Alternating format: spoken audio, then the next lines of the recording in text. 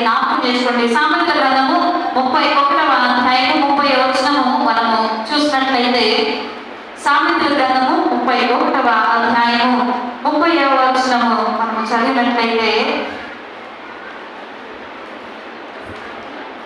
31-30 వచనము, యెహోవా యందు భయభక్తులు కలిగిన స్త్రీ కొనియాడబడును. ఈరోజు నువ్వు ఈ లోకంలో లేకపోతే నీ చుట్టుపక్కల నువ్వు కొనియాడబడాలంటే ఏం చేయాలంట?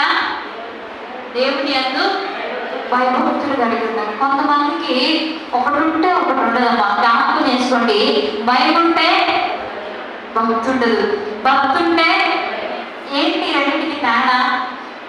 భయము దేవుడు అంటే భయపడతారు, కానీ భక్తి ఉండదు. దేవుడి సన్నిధికి వచ్చి దేవుడిని ఆరాధించాలని భక్తి ఉండదు. కొంతమంది ఉంటారు దేవుడి సన్నిధికి వస్తారు, ఆరాధిస్తారు, ఆయన అంటే భక్తి ఉంటుంది, కానీ ఆయన అంటే భయం ఉండదు. జ్ఞాపకం చేసుకోండి, ఏముండాలంటే ఒకటి ఉంటే సరిపోయినా రెండు ఉండాలి. ఏంటా రెండు?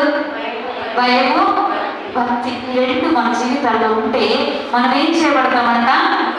కొనియాడబడతాం. ఈరోజు ఒక స్త్రీగా నిన్ను ఎందుకు పనికిరాలని పక్కన పెట్టేస్తారా? అయితే నువ్వు కొనియాడబడాలనుకుంటున్నావా? అయితే ఏం చేయాలి? ఈరోజు మనము యెహోవా యందు భయభక్తులు కలిగి ఉండాలి. అదేవిధంగా 5వ అధ్యాయము 13వ వచనంలో ఒక మాట రాయబడుతుంది, యెహోవా యందు భయభక్తులు కలిగి ఉండుట చెడుతనమును అసహించుకోవడం. అంటే నువ్వు ఆయన యందు భయము భక్తి కలిగి ఉంటే చెడు చేస్తావా?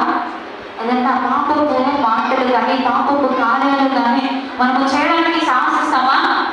చేయం. జ్ఞాపకం చేసుకోండి, మనము భయభక్తులు కలిగి ఉన్నామని చెప్పుకుంటే ఏం చేయాలంట?